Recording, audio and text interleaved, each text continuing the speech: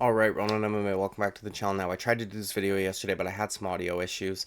I know that it has been almost a week since UFC 290, but I still can't stop thinking about it. There were so many amazing moments, and while Dricus du Plessis kind of stole the show, I do want to talk about Alexander Volkanovski because I realized that I did not talk a whole lot about him, even in my recap slash reaction video. I only spent about 5 minutes on him, whereas I spent like 10 minutes on Dan Hooker versus Jalen Turner, and I spent, 13 or 14 minutes on Dricus du Plessis' win over Robert Whitaker. I feel like I did not give Alexander Volkanovski the attention he deserves, and I realized that I, myself, got caught in the trap that I think many people do now. Alexander Volkanovski, but we need more champions like Alexander Volkanovski, okay?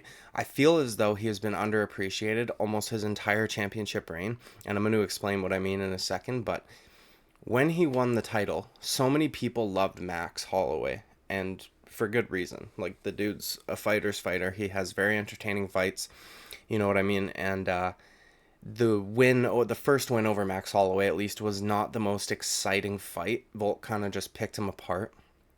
And there were people who thought that Max Holloway won that fight, by the way, which I think is absolutely insane. And then we have the second fight with Max Holloway, where a lot of people thought that Holloway should have gotten the nod, despite the fact that Volkanovski pretty clearly, in my opinion, won rounds 3, 4, and 5.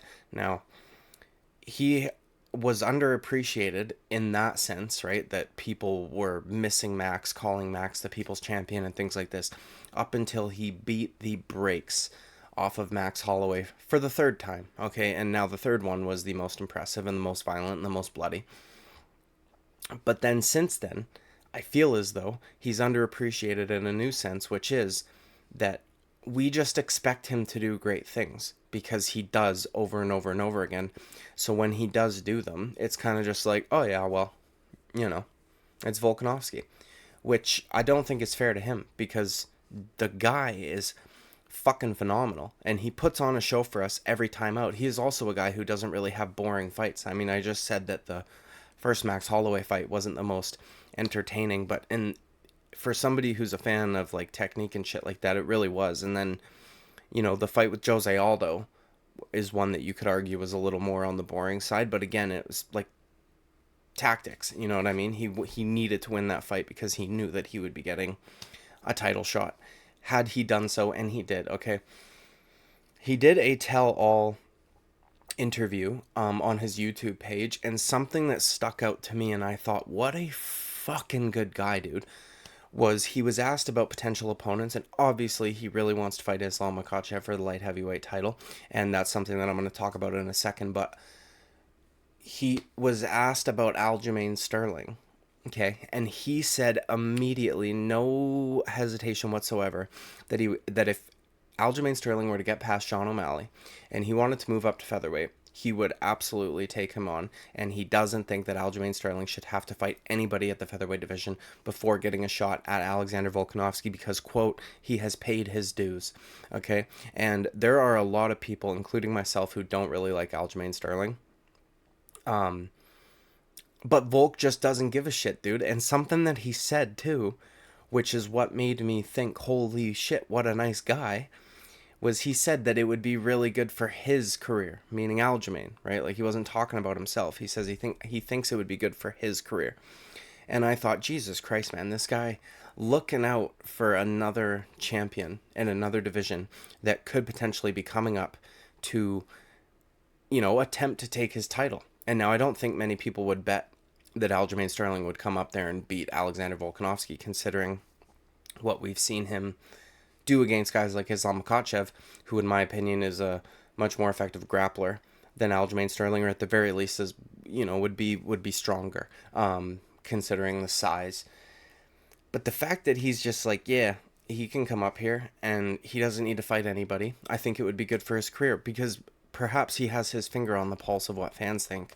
And if he thinks that Aljamain Sterling gets a lot of disrespect or a lot of disdain towards him, and he wants to help him out, like that, to me, that's very refreshing, pardon me. And I get that, he is very respectful and he doesn't talk a lot of trash, which, and I'm talking about Volkanovski now here, can be dry in terms of like the press conferences aren't very exciting and things like that, but I think it's refreshing. I think that he's a good role model for the younger generation. I think that he's a hard fucking worker who doesn't complain about anything.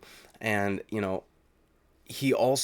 he's willing to fight Ilia Topuria, who, in my opinion, doesn't deserve a title shot yet, right? Because I don't think that you should get a title shot after beating Josh Emmett. And I know Yair Rodriguez just did, but he finished him in 2 rounds. And,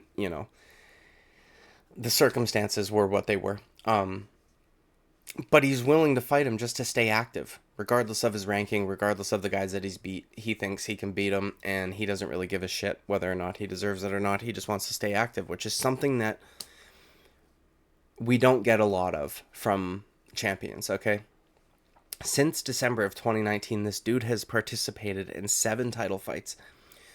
He's got 6 title wins and 5 title defenses. The one title loss was to Islam Makhachev, which a lot of people think that he could have or should have won. Okay, I was one of the only MMA YouTubers or whatever the fuck you want to call me, at least that I saw, that were saying I don't think Islam's going to be able to finish Volk. I think it's going to be a long drawn out fight, and I think this is going to be a very hotly contested match and a close decision. Those were my words verbatim, and it turned out to be the case. Now, everybody thought he was going to get fucking blown through. You know what I mean? He's even said as much, that even people close to him thought he was going to get blown through. And then he goes out there and he does what he does, okay? Which is absolutely fucking incredible. 7 title fights in 3.5 years. The dude is active, okay? His longest layoff was 14 months. And that was due to the world shutting down, okay? And I would put the blame not on Alexander Volkanovski, not even on Wuhan. I would put the blame on the way that the Australian government handled that situation and made Alexander Volkanovski's job way fucking harder than it needed to be. Okay, that's the longest layoff ever. They've only had 1 interim title since he's been champion, and that wasn't even due to a long layoff. It was because he was going up to challenge for the 155-pound strap. Okay, he does not ever make excuses for anything. The only time he ever mentions anything negative that happened leading up to the fight is after he has already won. Okay? In the second Max Holloway fight, now he didn't reveal this until quite a while after, where he was on the Joe Rogan Experience with Craig Jones, and they were talking about the Ultimate Fighter season and things like that with Brian Ortega. He said that USADA came into his room at 2 or 3 in the morning. I can't remember exactly what it was. They were in Abu Dhabi, so they're potentially dealing with jet lag already and things like that. He's trying to get a good sleep. It was Friday night, wherever the fuck they were in Abu Dhabi. Meaning, the weigh-ins were done. He was fighting the next day. USADA wakes him up in the middle of the night to take a piss. And in his words, he had to skull water because he didn't have to piss. Okay? So he's up for an hour chugging water to the point where he can finally take a piss. USADA then leaves. He can't get back to sleep. He's just been sculling water. Now he's up all fucking night trying to piss. And then he goes out there, has a close decision with Max Holloway, and one that he made adjustments mid-fight, which is very hard to do. Won rounds 3, 4, and 5 after getting dropped in rounds 1 and 2. And doesn't mention it until many months later when he's on the Joe Rogan podcast, okay? After he finishes Yair Rodriguez. Oh, I've got to get shoulder surgery. You know what I mean? No mention of it whatsoever previously or leading up to. And no even hint that he had something wrong with his shoulder during the fight. The guy's a fucking Terminator, okay? And when I'm talking about the activity of him, I'll just get back to that for a second.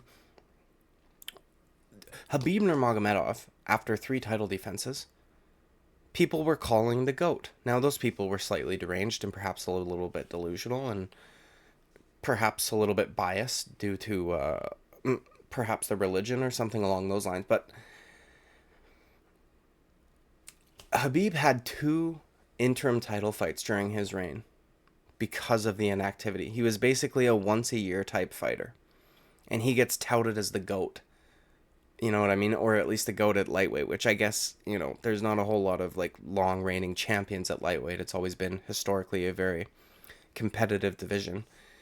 And while Alexander Volkanovski now is starting to get brought up in the featherweight GOAT conversations, which I think is inarguable at this point. I understand Jose Aldo has 2 more title defenses than he does, but I can just name 2 off the bat that I don't think are even comparable to the ones that Volkanovski has had. Okay, Kenny Florian was 1-1 going into his title fight with Jose Aldo in his last 2 fights. Took it on short notice, nearly died on the scales. And I don't necessarily think he was deserving of a title. I don't know, lack of a better word there. But and then Mark Hominick, who was good, you know what I mean? But he had won 1 fight in the UFC because it was about the time that they merged the WEC. Oh, I hit my mic, dude. I just don't think that Jose Aldo's title defenses can be compared to, at least some of them can't be compared to the ones that Volkanovski has had. You know what I mean? He finished Chad Mendes, okay, which Jose Aldo did also, but still. He beat Max Holloway 3 times, who beat Jose Aldo twice. He beat Jose Aldo, okay. He finished Yair Rodriguez, beat the brakes off of Brian Ortega, finished the Korean Zombie. Dude's a monster. And the fact that Khabib even got brought up as being the GOAT of the sport because he's got a O in the loss column when we know the kind of guys he was fighting. You know what I mean?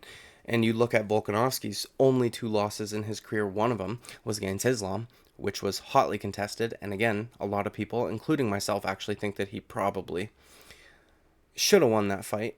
His other loss was when he was fighting at fucking 170, dude, against a giant man, okay?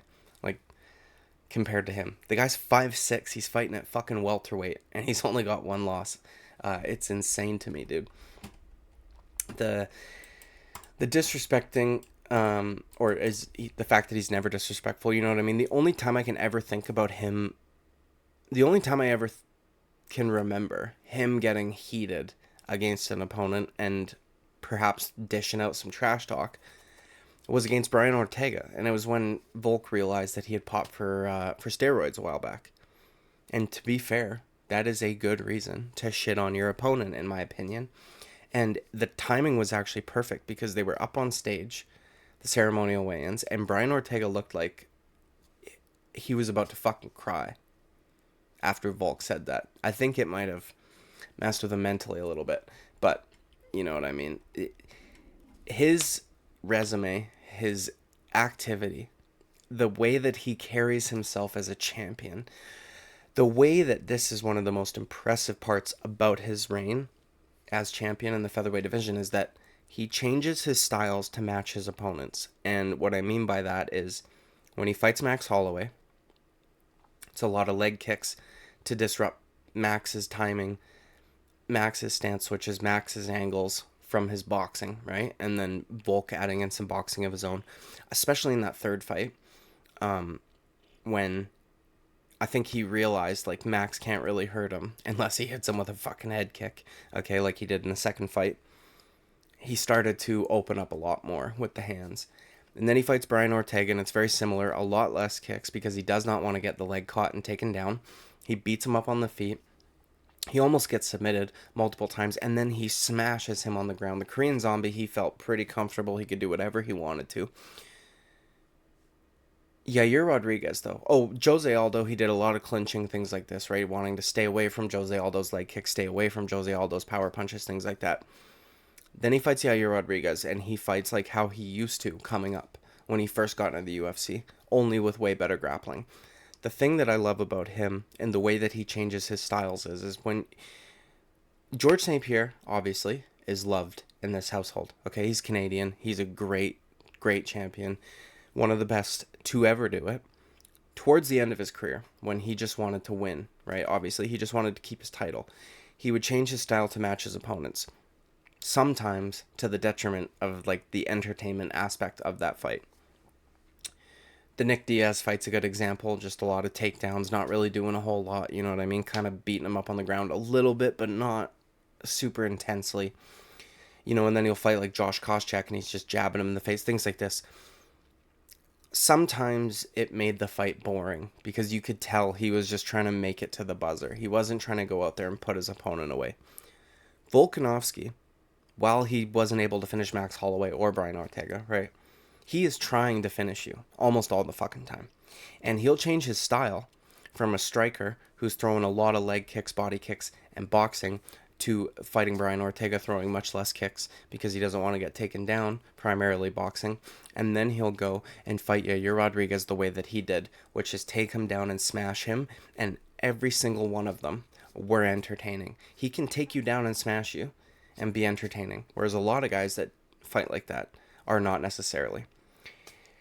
Man, I feel like I did not give Volkanovski enough credit after his fight, and I'm doing that now because I feel like he deserves it. And I didn't, again, I didn't spend a whole lot of time talking about his victory because it's kind of just like, at this point, we expect it. And I did do a video saying how Yair Rodriguez is potentially very dangerous against Alexander Volkanovski based on his style. Volk figures it all out. And that's goes into him changing his styles. I got to crowd the kicker. I'm going to take him down and I'm going to fucking smash him. And then when I'm comfortable, when he's beaten up, I'm going to stand with him and hurt him on the feet, which he did. And then he took him down and he fucking smashed him. Not a lot of guys ground and pound like that, man. And it's refreshing to see, dude, because we get a lot of champions who take big layoffs. Oh, I've got this to heal. I've got that to heal. Oh, I've got whatever. You know what I mean? Interim titles, all this shit. This dude has been there and just keeps fucking doing it. Regardless of injuries, regardless of anything. Never makes excuses. Dude's a real fucking champion. I wish that all of the champions were like this. Because every pay-per-view would be like a double title fight. You know what I mean? If everybody was as active as Alexander Volkanovski, they wouldn't have space. They would have to have multiple titles on almost every fucking fight card. And I'm not saying that, I'm not accusing anybody of like disrespecting him or overlooking him or underappreciating him, but I just feel like the guy went from everybody loves the old champion who thinks that they think that he beat you to we just expect this from him. And I think that we gotta really appreciate him while he's here because there's not many like him. So let me know what you guys think about Volk down in the comments below. Like and subscribe, I would greatly appreciate it. I'll see you at the next video. Bye bye.